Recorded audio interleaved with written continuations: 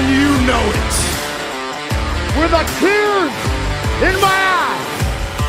The cream of the crop. Acknowledge me.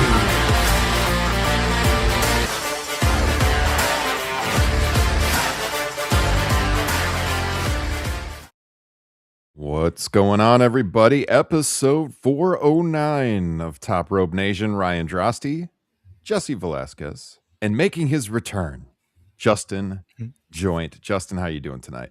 Finally, a reason to drink on weekdays again. Yes, that is the primary reason we have moved the flagship back to a weeknight, just so we can drink on a Monday night. This is the real motivation behind this show. You'll love it. Oh, man. How have you been, man? It's been a while.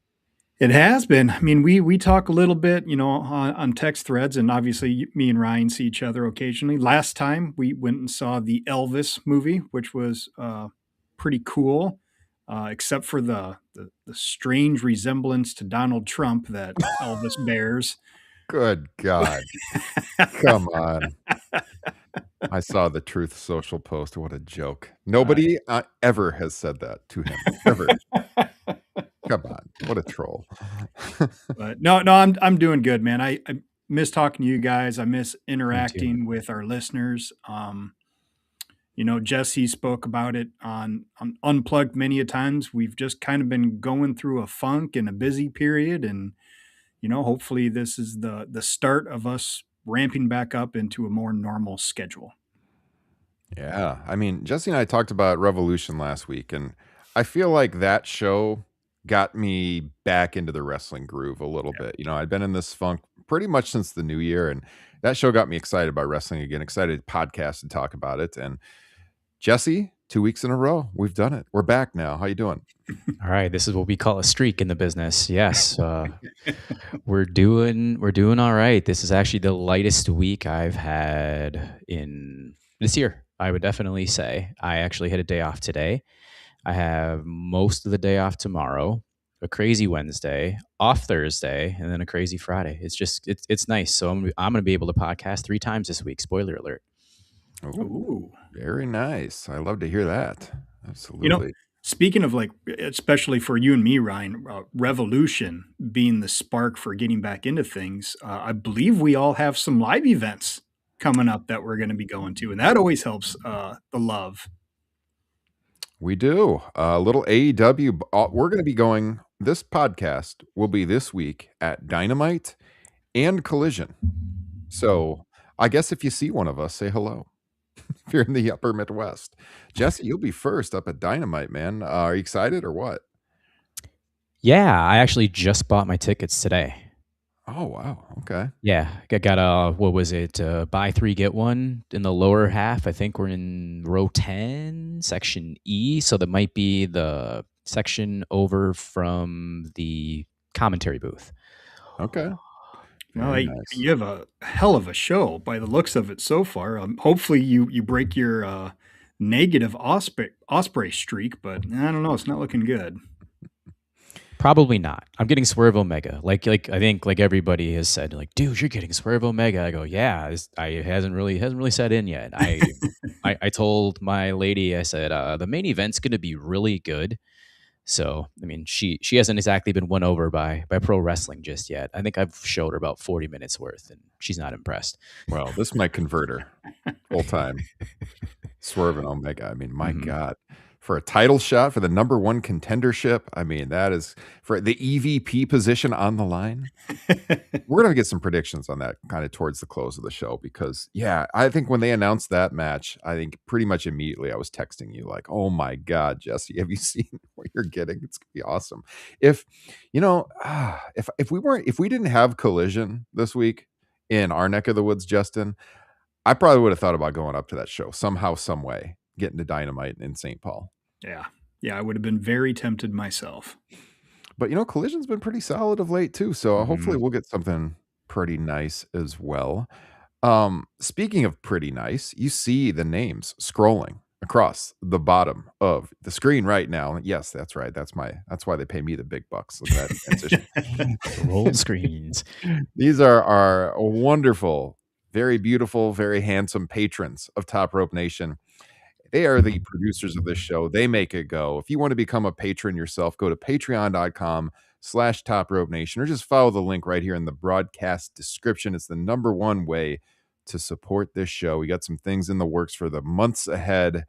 Looking forward to everything that's coming down the line. All the bonus shows. Jesse just teased it. He's going to be recording 2 unplugs doing 2 podcasts this week. He's got an unplugged on the way. So look for that. TRN Classics, TRN Extra, my star ratings after every pay-per-view, and other benefits. You can check it all out at the link. You can also become a YouTube Plus member right here on the channel for just $2.99. You get access to a lot of our bonus shows, not all of them, but most of them. Every episode of TRN Classics, the video version, right here on YouTube. Your name gets spotlighted in the chat. Another bonus that you get from becoming a YouTube member. It's a little cheaper. You still get some bonus content, and it supports the show too. So that's just another option. Or support us for free. Subscribe, like this video while you're here. If you're on the podcasting platforms, hit subscribe. Leave us a 5-star rating. We would appreciate that very, very much. And looks like we got Brittany in the chat. We've got Tim in the chat. Give us your thoughts as we go. Justin had joked when we talked about moving the flagship back to Mondays. And I do say back to Mondays because I don't know if you guys remember this or not. But when TRN started in 2016, it was Kyle and myself. We recorded on Monday afternoons at the very beginning. So it was a Monday show. So we have come full circle now. But Justin joked, this better not be a prank to get me to do Monday Night Raw watch-alongs. And that is not what it is. Raw is on, but I have not turned it on at all myself tonight. But Justin, I got to tell you, I know it's your first show back in a few weeks. We are going to start with some WWE talk. All right. Well, I will see you guys in about 30 minutes. But I actually think you're going to have some thoughts on this because it's a topic we've been talking about in this show for like a year and a half. And more people have been getting on the bandwagon. Now everybody's talking about it. I said over a year ago that WWE was going to price out their fans, that if anything ended their so-called boom period, it was going to be the greed of TKO.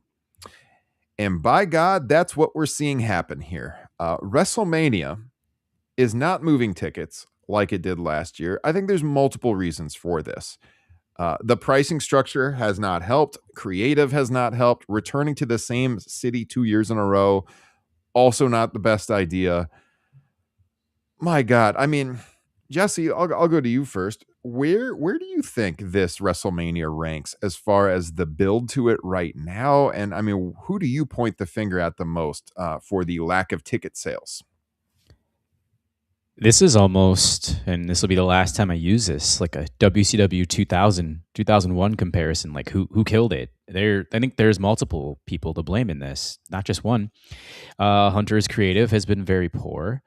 I haven't really minded this Oba Brock build. I think that's been solid. The rest, though, like Roman and Punk and Ripley and Jade Cargill, like the Ripley and Jade Cargill stuff is really bad if you've watched any of it.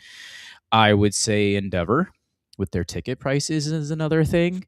And then I think you nailed it, Ryan. That third one will be just back-to-back years in Vegas. I think moving it away from one of the best cities in America, New Orleans, it was a mistake. I think, was it WrestleMania 30 was the last time they were there, or was there one in between? 34. You guys were at that one. Yeah. I think I could have maybe even almost convinced Justin Joint to go to WrestleMania if it was in New Orleans this year. You could have convinced me to go to New Orleans. Well, he would have been in the vicinity. Maybe hit up some indie shows at least. There you go. I mean, we talked about the show at the time. Not doing New Orleans was ridiculous, especially after officially announcing it with The Rock on SmackDown. I mean, what the hell? Sorry, go on. Well, and lastly, you could convince me to go to Minneapolis this summer. Yeah. I shall already be here because SummerSlam's a 2-nighter this year at US Bank Stadium, and quite frankly, I'm not interested. I have very little interest unless they show me some of the younger guys being near the top of the card, and that doesn't look likely except for maybe Oba. I have some thoughts on Oba here in a little bit. I also have that on my agenda. Yeah, what about you, Justin? What do you think as far as what is hampering WrestleMania this year? I mean, I think you guys have nailed the main points. It's poor booking, which I can't speak to because I honestly don't know the last time I watched WWE, so I can't speak to that. But high ticket prices, going back to the same place where WrestleMania has always been a destination for its fans, and a lot of them, well, they got the taste of Las Vegas. Why would they want to go back again? 2 years in a row, and the economy, fucking everything is so expensive right now, and they just seem to be ignoring that.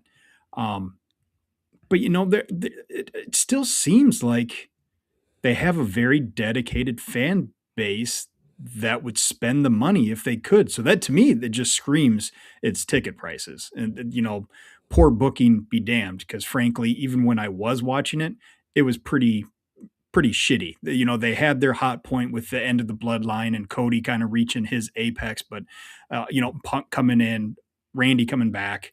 But in my opinion, it's been going downhill for quite a while.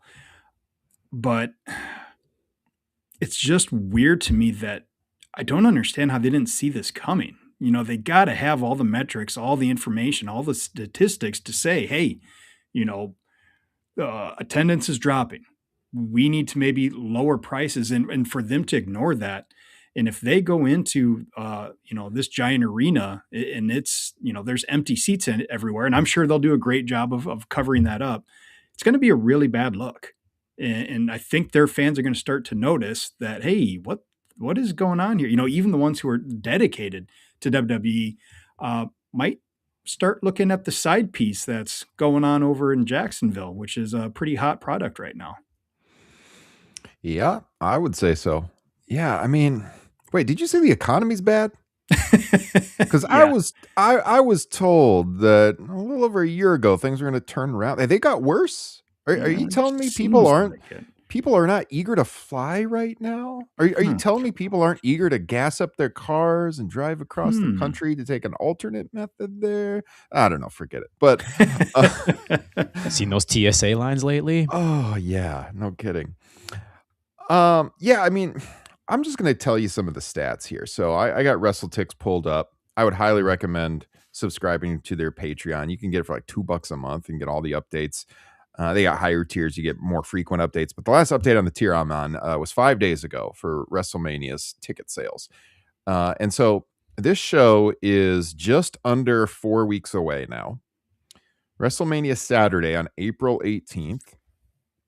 As of the last update, they have sold 39,425 tickets. And look, that's a lot of tickets, 39,000. But they have 68,000 seats on the map if they sold every seat.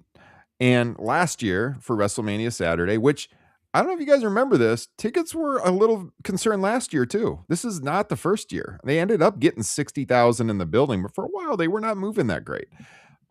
But yeah, last year they had 60,151 tickets sold. Okay, they're at 39,000 right now, 2/3 of that number, with a little under 4 weeks to go. For the Sunday show, they have sold 40,687. Last year they had 61,389 for the Sunday show. So again, about 2/3. Looks like they've sold a little bit more for Sunday, with Punk and Reigns going to be headlining that night. I mean, to me, Punk and Reigns is like the one match that absolutely feels like a WrestleMania headliner this year. And so more people are going to that by a little bit. But if you actually look at the seating charts and like where the seats have sold, and where they have not, I'll just try to share my screen here. This will only benefit those of you on video, but I'll try to explain for the podcast listeners. You will see. Let's see. Hopefully this works. I'm getting some error messages. Yeah. Okay. You'll notice that the blue are the available seats. This is for Saturday. Most of them are on the lower bowl, where these seats are just insanely expensive. I mean, you see like straight on from the stage, lots of seats. Corner, lots of seats. Looks like they haven't maybe sold on the hard cam side at all. Unless it's just sold out there. I don't know. It's hard to say. They're definitely not selling anything behind the stage right now. That is like totally empty. They're not selling back there because we know it's not set up for the full capacity. So that's where those seats are at. Yeah, I mean, that's what it looks for Saturday as of 5 days ago, at least. Two things. One, it just tickles me to no end that Mr. Punk, who made a big deal on camera of fans being on camera side when he showed up to WWE to take a little stab at AEW, is now wrestling to no fans on the camera side. I find that very funny. And I hate to drop this on you because I don't even know if it's possible. Do you know where they were at for sales, like at this time last year? Like 4 weeks out? Is that something we can find out? I can look it up on their. If you guys talk amongst yourselves, I can definitely pull it up. Yeah, I can lead a few things. I mean, tonight they're at TD Garden in Boston, and they sold 12,400 according to WrestleTix, and John Cena's Intercontinental title win in November sold 16,200. So down 3,600 over the year. I know SmackDown's at about 10,000 in that same building last year. I think it was also around 12. So I mean, they're still somewhat healthy. They're doing okay. Yeah, we're not saying they're going out of business or anything like that. Don't get us wrong. Yeah. Yeah, but the numbers are definitely declining. And yeah, go ahead, Justin. I was just gonna say it's more about like how did they not get in front of this? How did they not see this coming? Like how did they get to the point where they allowed this to happen? It's just beyond me. Yeah. It's just hubris is all it's got to be. Yeah. I think they're just riding the coattails too of the John Cena retirement tour. I mean, he's a ticket drawer no matter what. Would that have been considered a sellout, that TD Garden with John Cena? 16. I don't feel like that is at TD Garden. It's a great question. I actually have WrestleTix on Twitter pulled up, so while you're doing that, I just X'd out of it. I mean, looking at TD Garden's wiki page, I mean, basketball capacity is over 18,000. Concerts are 20,000. Yeah, so that would make sense, which, yay and sorry at the same time, Justin, for the Wolves beating the Celtics yesterday in Boston. Yeah, that sucks. All right, I got some data here. It looks like I'm missing the March 28th weekly update from last year, I guess we're a little behind that one.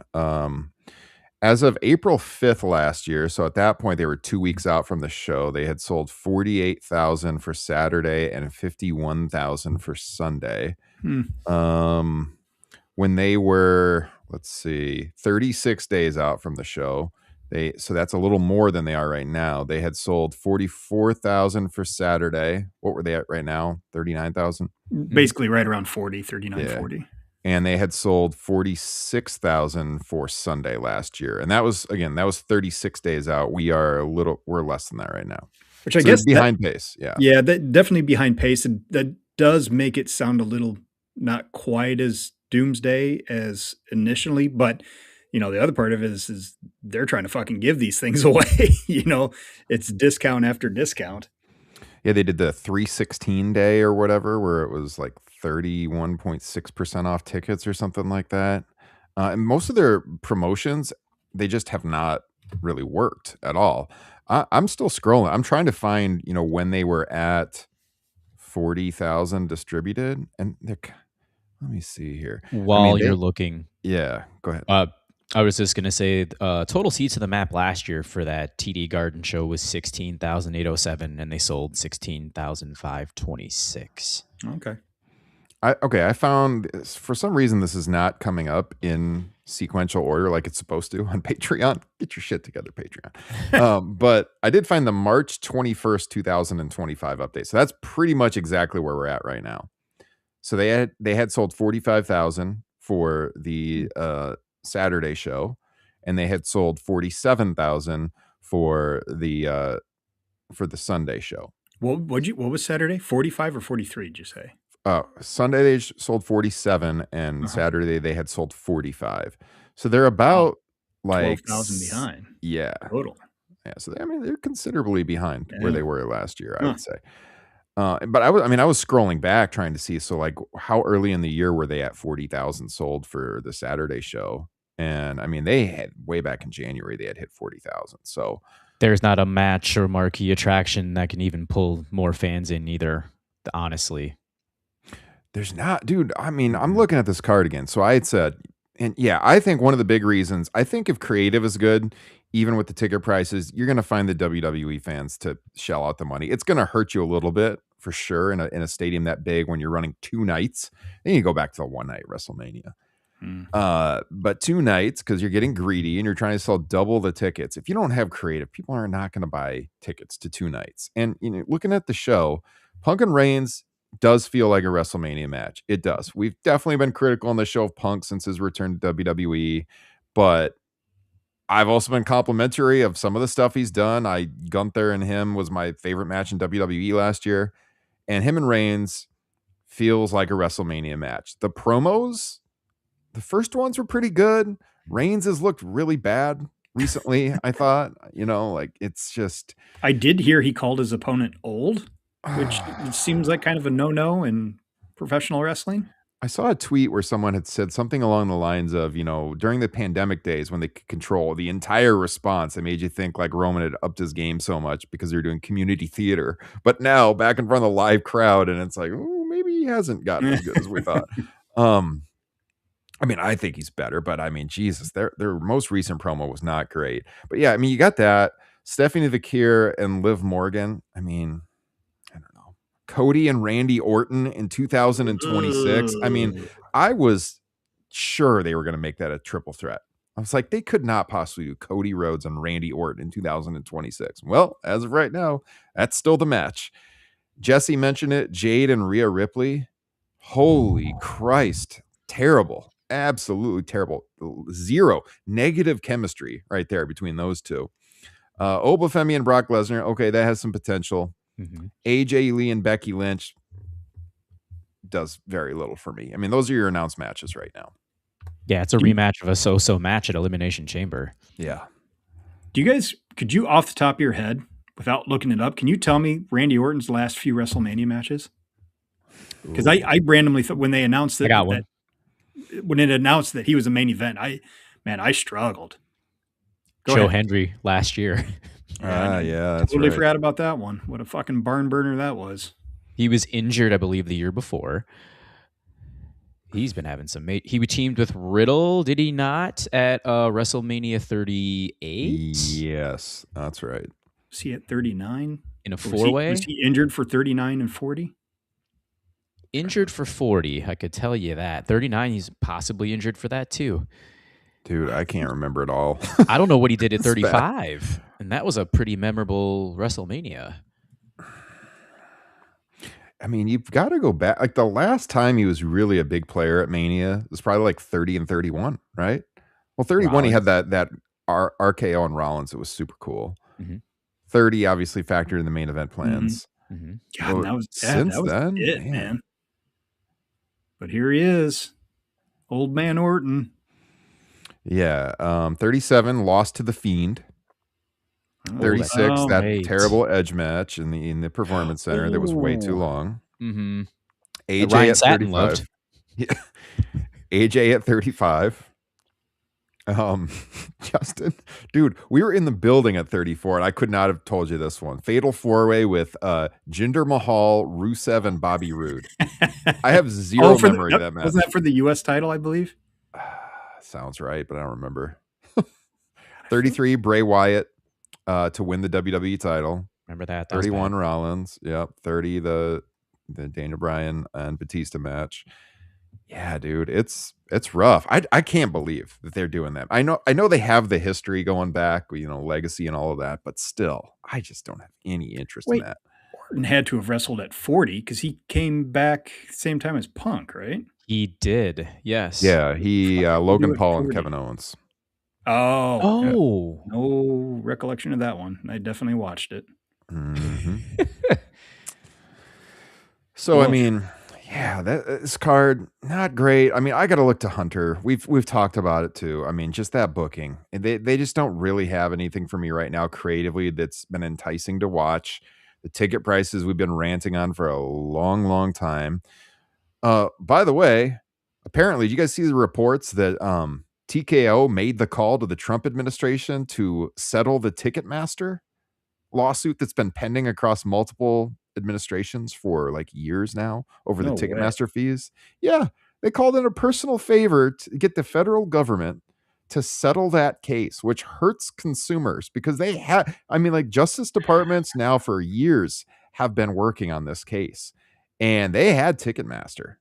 I mean, they were gonna take them to town, and instead they got them to settle that case, which is gonna hurt us. I mean, look, we all just bought tickets on Ticketmaster for a wrestling show. You see all those fees on there? It's totally nuts, absolutely nuts. It's a monopoly, and I don't understand all of you out there who only watch WWE, who only support that when there's good alternatives. I mean, that's who you're giving your money to. Just people who are trying to take money out of your pockets. yeah. It's insane. Yeah, I mean, yeah, the ticket prices are totally nuts right now, and I honestly like. I think AEW at time they've been more friendly. If you have not listened to the show extensively for a long time, we also have criticized AEW when we felt they were selling their tickets for too much given their market size. I still think they are selling their tickets a little too high in some markets, like the Collision Justin and I are going to. There's floor seats like well over $100. Like, I don't know. Why are you charging that for Collision in Cedar Rapids, Iowa? Yeah, really? That's absurd. I mean, you can move these tickets much faster if you're at a better price point. Now, they do have tickets for $35.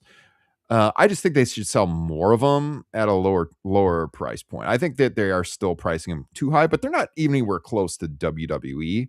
And right now, I'm telling you for sure, you're going to get a better show at AEW. It's going to be a better live experience right now. Well, better if you're a professional wrestling fan who actually likes to watch professional wrestling.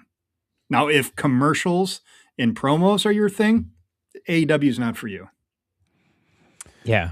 Prime example. If you like standing around for 20 minutes between matches, go do the WWE thing. There you go.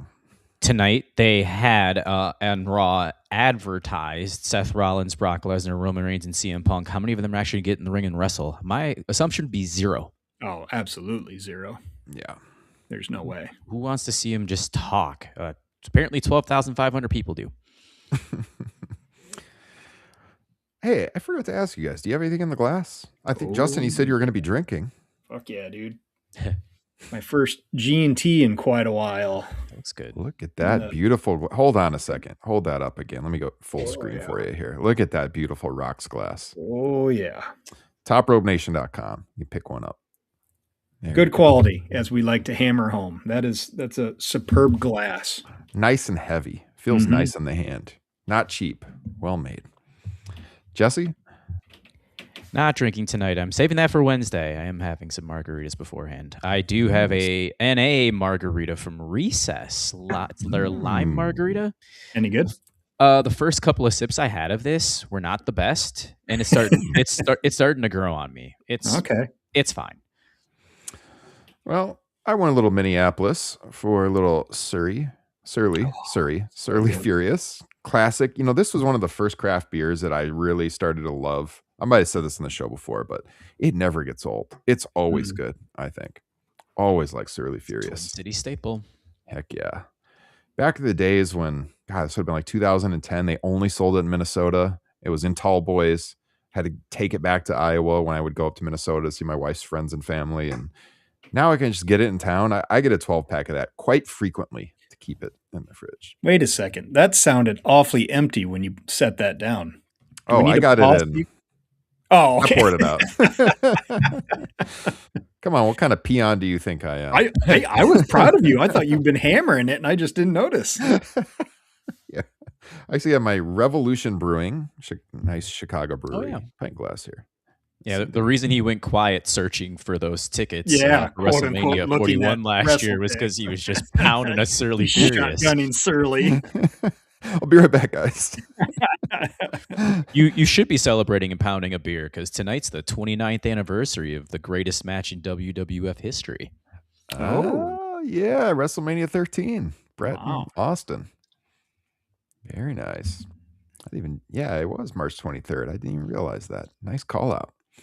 Are we going to be talking about that on Unplugged soon? Very, very soon. Okay. Maybe as early as next week, depending. So it's going to be on your guys' schedules for those two, because we also got Flair and Sting from Clash of the Champions 1 to follow.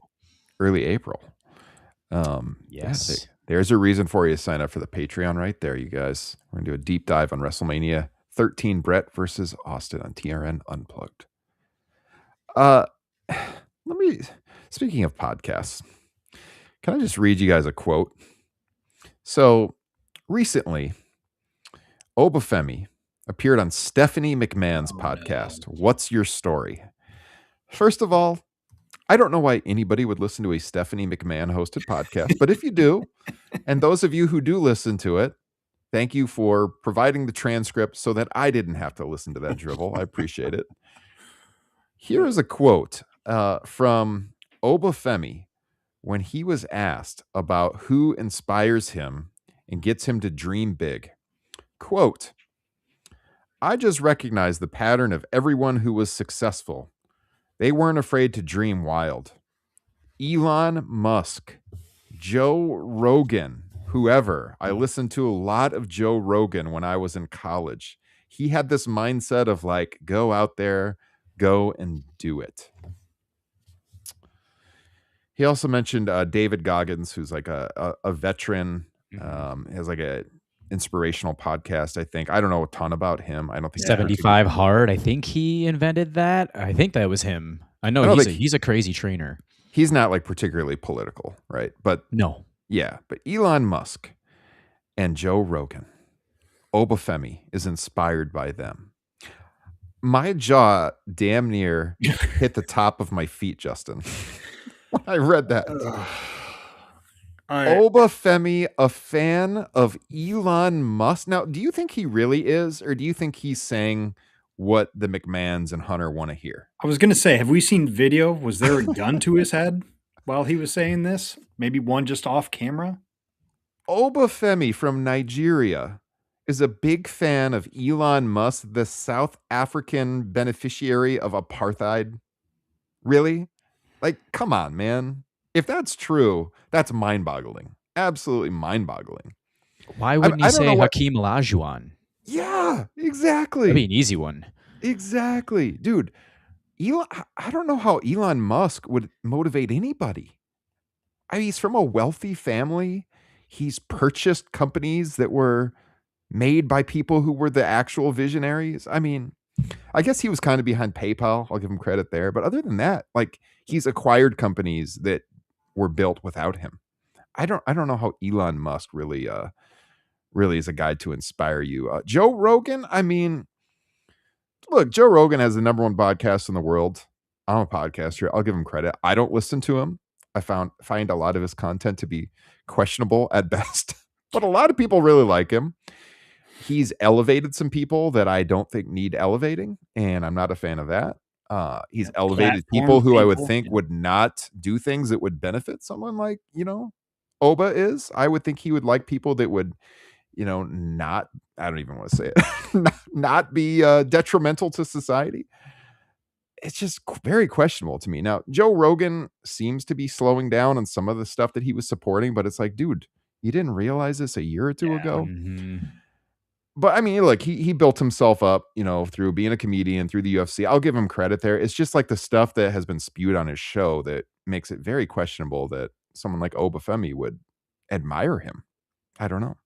It's a good lesson or a good reminder that just because you're on TV doesn't mean you're smart. I always think about that. I can't remember what he was referring to, but Big Damo, formerly, what was he in NXT? Killian Dane. Yeah. His response when talking about some wrestlers who were saying some dumb shit, just some wrestlers are just fucking stupid. I don't know what to tell you. Justin, I think your first quote when I sent you that quote, you responded with like the brain, or I think you sent it to me. Yeah. Did you? And you're like, God, the brain rot at that place is it's a fucking disease. Well, I mean, there's been stuff of NXT and the politics in NXT and it just kind of spreading down there. It's just pretty terrible viewpoints down there. But yeah, I don't know. I was pretty shocked. We've been excited on the show about Obafemi and what they could do with him. And, I still want to see the guy succeed. Don't get me wrong. Mm-hmm. But I was just floored that that's who he's pointing to as inspirations. Like you said, Hakeem Olajuwon, my God. Yeah. Nigerian, you could take any University of Alabama athlete because that's where he went to school. Go with like Julio Jones or something. I don't know. Elon Musk?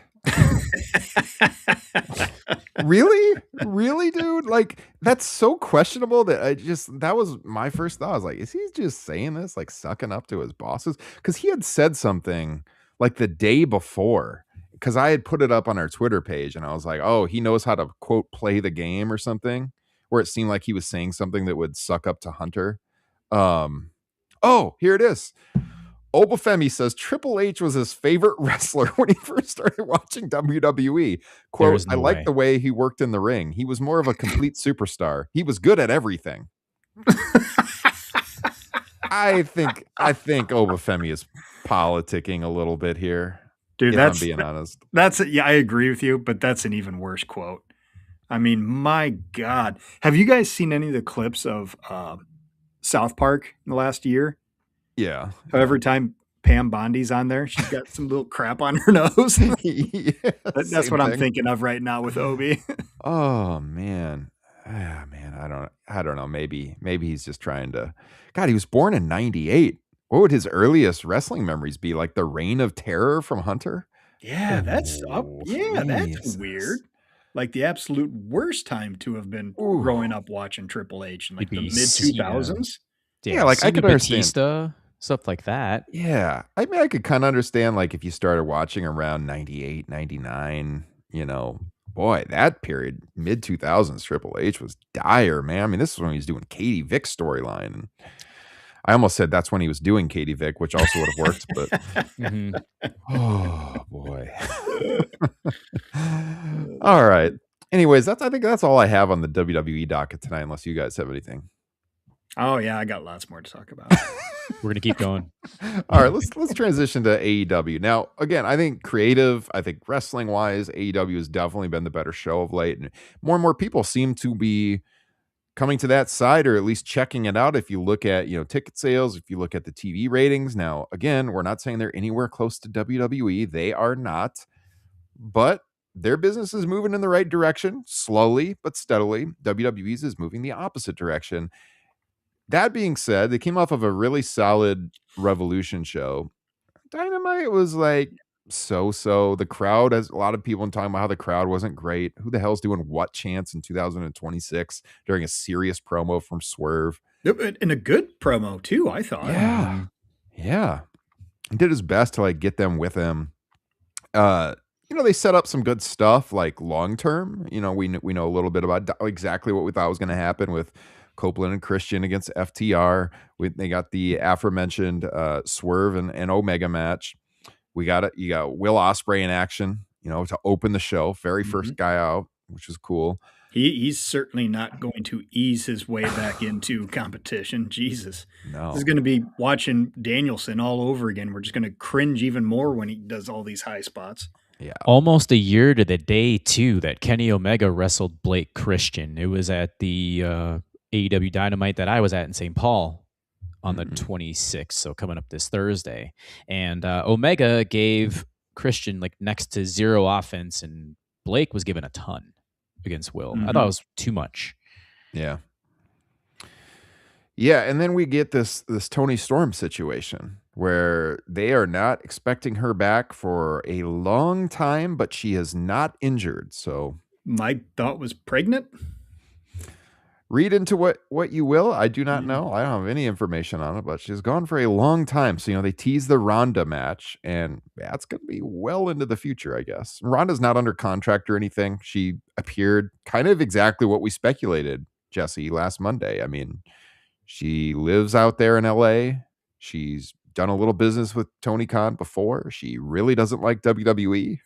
And they brought her on the show basically for just get a little attention, a little mainstream pop maybe. And that was what, they possibly set up something with Tony down the line, but it appears it's going to be well into the future now. So that was surprising coming out of the show. They wrote her off with that backstage attack. So they can come back to that whenever she returns and look for the attacker. But I mean, Justin, I'll throw to you first. I mean, where are you at right now with AEW?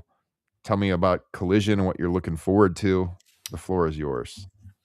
I mean, I wish we had any inkling as to what we could expect in Collision, but that's not really the way Tony does things with his Saturday show, which I'm fine with. I'm not expecting any fireworks or anything. But no, I'm in a really good place with AEW right now. I'm in that spot where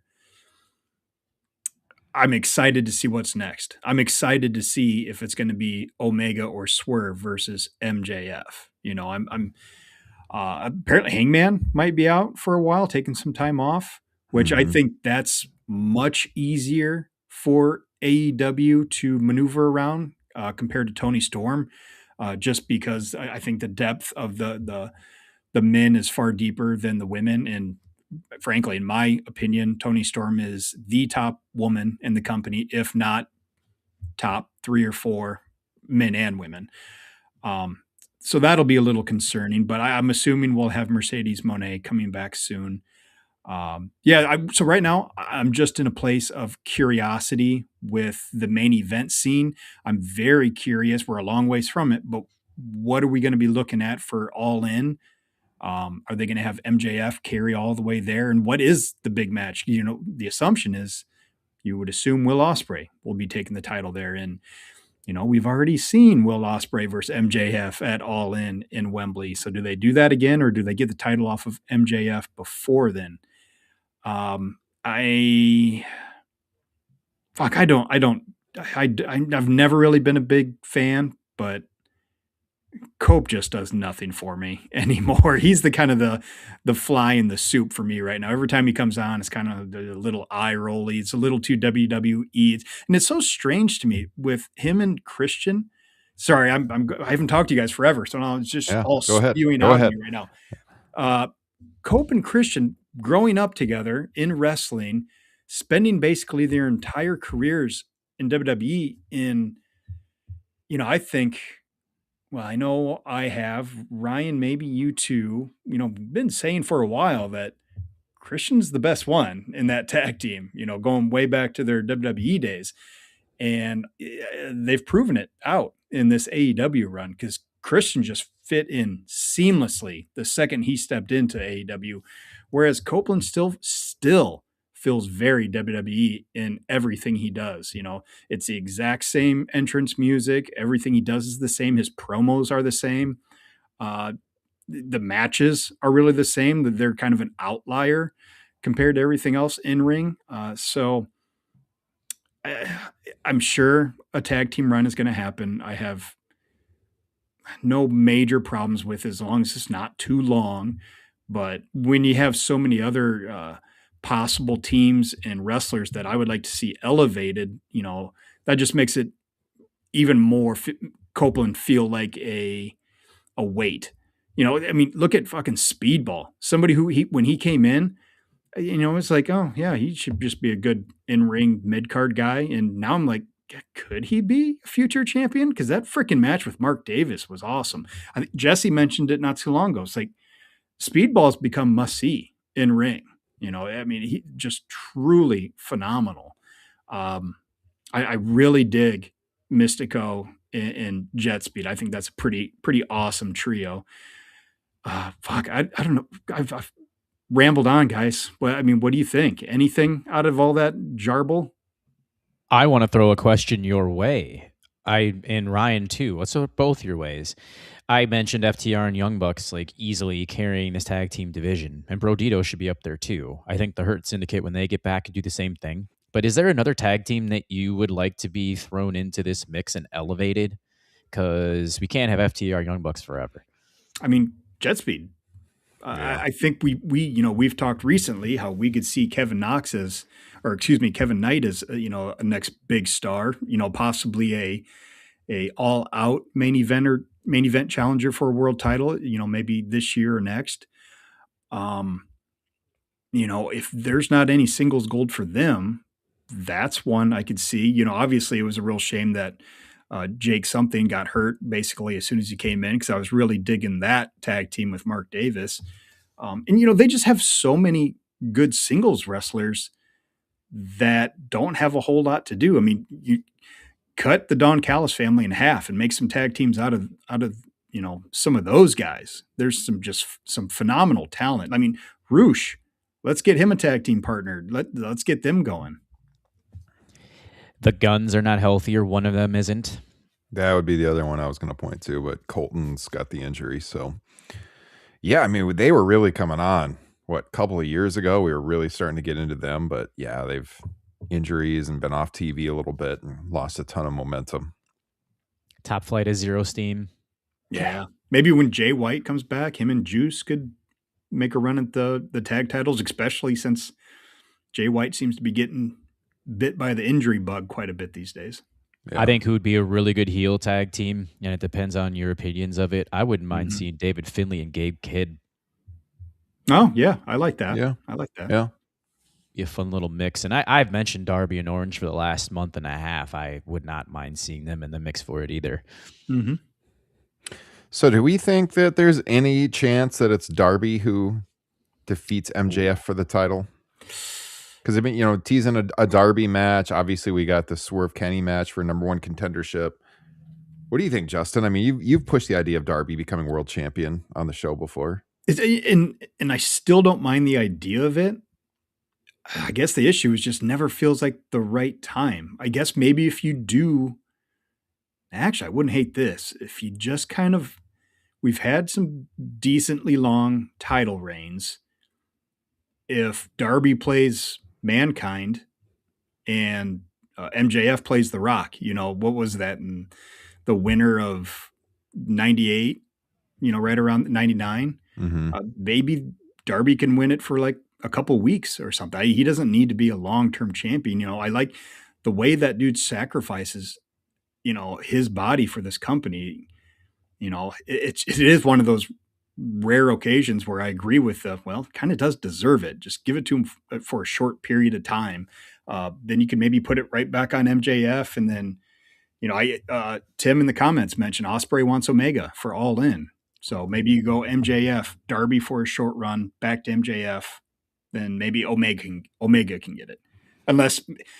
Or just have Ospreay beat MJF before All In, and he can just go into that show as champion.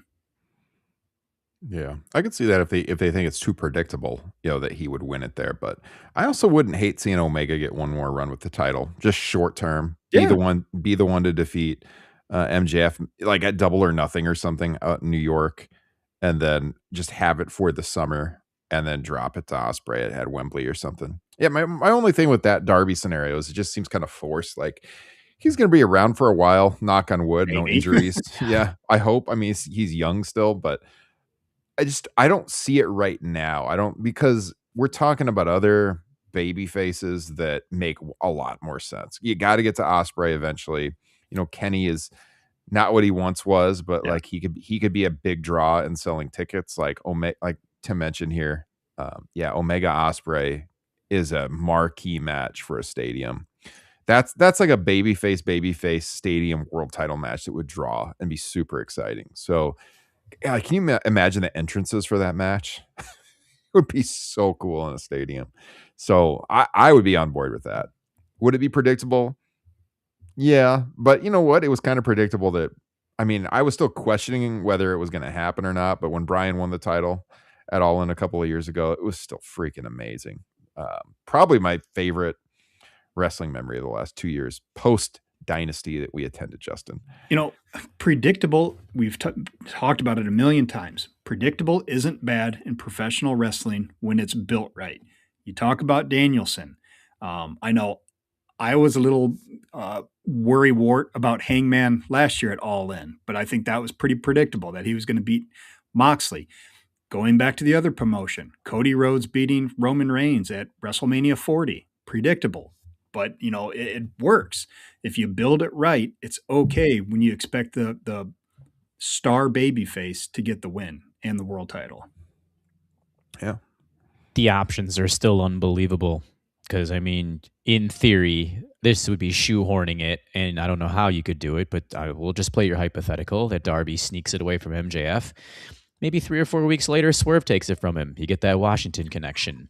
Swerve becomes a heel champion. He goes to All In, headlines it. Maybe he takes on Osprey. We get that at All In. I don't know. It's a possibility. Has Osprey beat Swerve yet in AEW? They've No. wrestled twice, right? Or I guess once a draw, and then Swerve beat him. Swerve beat him at Forbidden Door 2024. Yes. And then they drew last year on Dynamite. Yes. Okay. I don't hate that at all. I like that. Because that was the thing I was thinking about when it comes to All In and you're building to your biggest show of the year. It's like, what are the two biggest names you can put in there? And I think it really does come if Kenny can stay healthy and actually consistently, to an extent, wrestle, Omega, Osprey, Swerve are probably the names you're thinking of. Not to take away from MJF. I don't know how interesting him against any of those guys is compared to Osprey. Like I said, if we hadn't already seen MJF Osprey at an All In, then maybe you'd go with that. But been there, done that. Although I guess they're 1-1 now in their matches.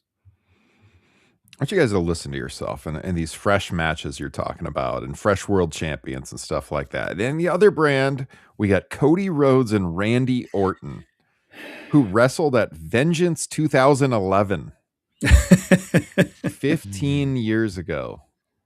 Yeah, let's go back to that for WrestleMania. I mean, they've worked multiple pay-per-view matches, let alone on TV. They wrestled on TV in 2007, 19 years ago. It's wild. With all due respect, and I love Will Ospreay and Swerve Strickland, I don't want to see them headlining Double or Nothing 2034 for a World Heavyweight Championship. I just don't. Dude, that would be, that 2034 would be even more recent. That's 8 years away. We're going back, 15 years? 15. That's crazy. 2041? Jesus Christ. And there's two names you haven't mentioned. And you're rightfully so, because one has a mid-card title and the other one's in the same faction. It's Kyle Fletcher and Konosuke Takeshita. Yeah. I think we're probably a year away from either one of those guys. Yes. And I think it'd be Fletcher first. Yes. Which I assume Fletcher will be the one to take it from Osprey. Most likely. Yeah, man. You look at this. These guys have been in the company now for, Osprey's around for years now. He hasn't won the world title yet. This just, the strength of the roster is incredible, and just trying to find the right time to do it, but also putting importance on the title, not moving the title around too much also factors in, and keeps looking forward to these things. So yeah, man, really excited. I'm following this WrestleMania ticket sale still here, and I think they've solved the problem, you guys. I think they figured out how to draw some more interest in Las Vegas, because they announced today that Tony Hinchcliffe, Tony Hinchcliffe will be back in Las Vegas. The quote unquote comedian who had trouble moving tickets to his show last year, who WWE had to try to confiscate video from his roast that he hosted because they didn't want it getting out there. Now let's book that guy again. That's the key. That's the key to selling tickets out here. Tony Hinchcliffe. That's what we need. Yeesh. Oh boy. And with that, I don't really have anything else on the agenda tonight, unless you guys do and I missed something. I have a prediction for Wednesday.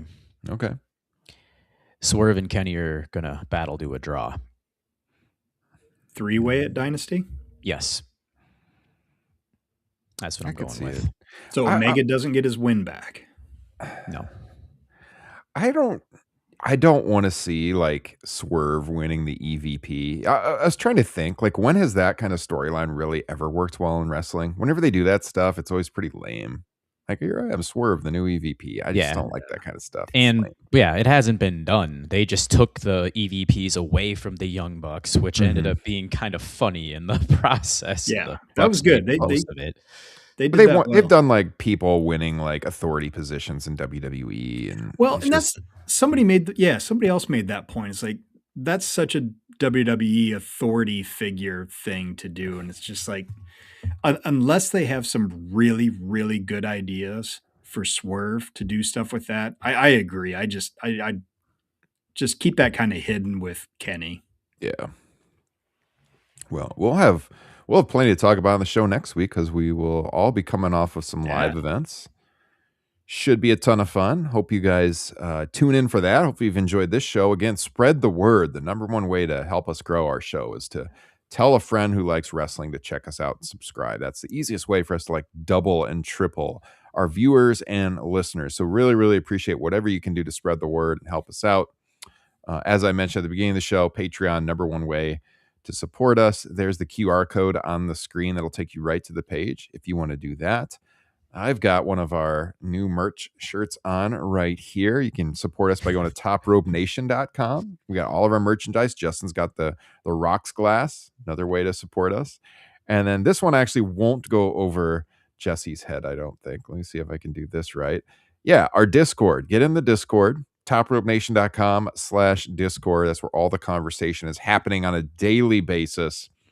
Chat with us each and every day about pro wrestling and lots of other things. We've got some off-topic channels on the Discord as well. We got a sports channel, food and booze, movies, TV, video games, all of that stuff. So check that out as well. Would love to interact with all of you out there. And yeah, we appreciate you guys tuning in here on a Monday night and your continued support of the show. Thanks to our people in the chat. Thanks to Brittany for tuning in, for Tim tuning in, and of course, all the patrons that we saw their names scroll at the beginning of the show. There's too many of them. I can't read them all off on air, but if you join up, I will shout you out on air next week. Call Tim by his full name, Handsome Tim. That's what we all call him. He's been way more humorous than Tony Hinchcliffe tonight, that's for sure. Wouldn't take much, but yes, definitely. I'd much rather watch Tim Jensen do stand-up than Tony Hinchcliffe. I will say that for sure. Oh, I could see that dry humor coming out for sure. All right, everybody. It's been fun. Hope you all have a great week, and we will check you all next week. And if you're a patron, before then on the Patreon feed. Take care, everybody. Peace.